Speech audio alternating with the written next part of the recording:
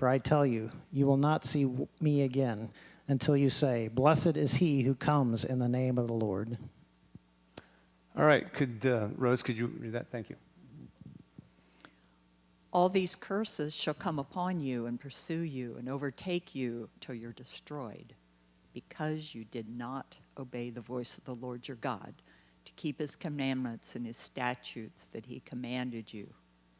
They shall be a sign and a wonder against you and your offspring forever, because you did not serve the Lord your God with joyfulness and gladness of heart, because of the abundance of all things. Therefore you shall serve your enemies, whom the Lord will send against you, in hunger and thirst, in nakedness and lacking everything. And he will put a yoke of iron on your neck until he has destroyed you." Okay, this is from Deuteronomy 28, obviously, but you can see it's starting about halfway through Deuteronomy 28. The first part of Deuteronomy 28 are the covenant blessings. So God's telling his people, this is what I'll do for you if you follow my law and follow my commandments. Then verse 45 begins the covenant curses. If you do not follow my law and you do not follow my commandments, these are the things that are going to happen. So Bill? "The Lord will bring a nation against you from far away, from the end of the earth, swooping down like the eagle, a nation whose language you do not understand, a hard-faced nation who shall not respect the old or show mercy to the young."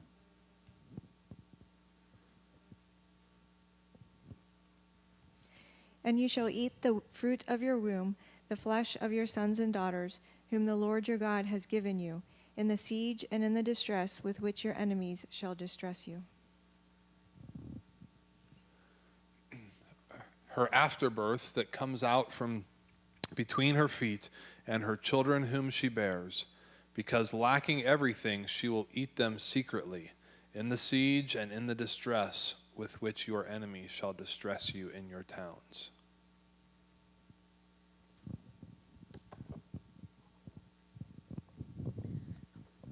And there followed him a great multitude of the people and of women who were mourning and lamenting for him. But turning to them, Jesus said, "Daughters of Jerusalem, do not weep for me, but weep for yourselves and for your children. For behold, the days are coming when they will say, 'Blessed are the barren and the wombs that never bore and the breasts that never nursed.'" All right, this verse is right after Christ has been condemned by Pilate, and he's taking the cross, and Simon of Cyrene has to carry the cross behind him, and he says this to the women. So the other one in verse 23 was the Monday after Palm Sunday, leading up to his crucifixion. So that's when the Olivet Discourse day happened, was Monday after Palm Sunday, leading up to crucifixion. Now, I'm going to read to you something from Josephus. It's quite long, so strap in your seatbelt. And it's written in obscure and archaic language. So this is from A History of the Jewish Wars, 6.3. "Now, of those days that perished by famine in the city, the number was prodigious, and the miseries they underwent were unspeakable. For if so much as the shadow of any kind of food did anywhere appear, a war was commenced presently, and the dearest friends fell a fighting one with another about it, snatching from each other the most miserable supports of life. Nor would men believe that those who were dying had no food, but the robbers would search them when they were expiring, lest anyone should have concealed food in their bosoms and counterfeited dying. Nay, these robbers gaped for want and ran about, stumbling and staggering along like mad dogs, and reeling against the doors of the houses like drunken men. They would also, in the great distress they were in, rush into the very same house 2 or 3 times in one and the same day. Moreover, their hunger was so intolerable that it obliged them to chew everything, while they gathered such things as the most sordid animals would not touch, and endured to eat them. Nor did they at length abstain from girdles and shoes, and then the very leather which belonged to their shields they pulled off and gnawed.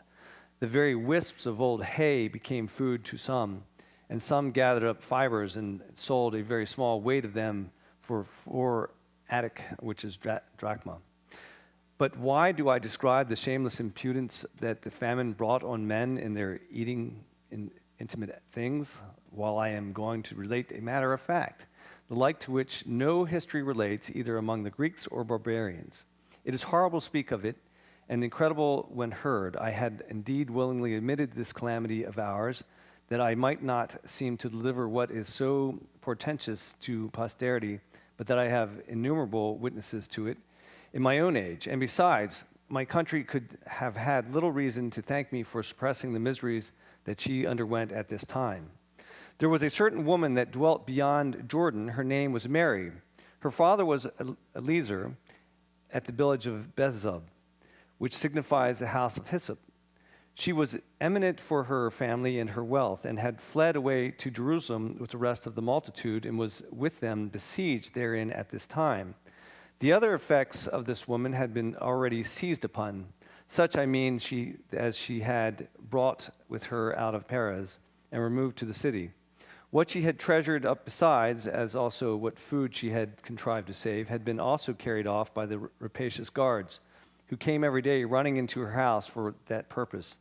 This put the poor woman into a very great passion, and by the frequent reproaches and in imprecations she cast at these rapacious villains, she had provoked them to anger against her.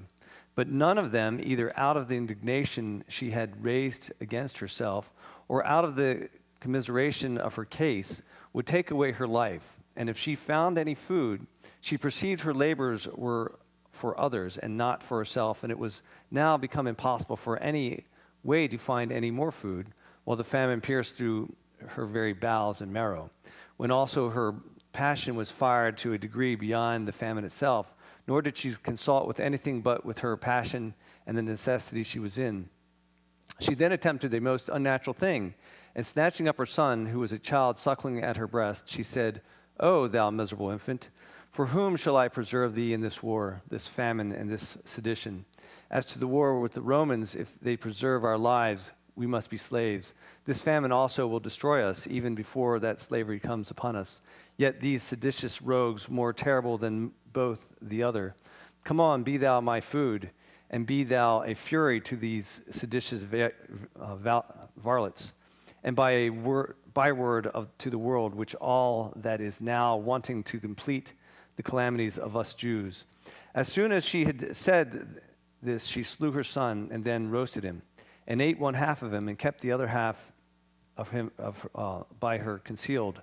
Upon this seditious came in presently, and smelling the horrid scent of this food, they threatened her that they would cut her throat immediately if she did not show them the food that she had gotten ready.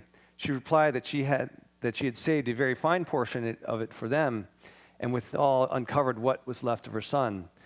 Hereupon they were seized with a horror and amazement of mind, and stood astonished at the sight. And when she said to them, "This is my own son, and what hath been done has mine own doing. Come, eat of this food, for I have eaten of it myself.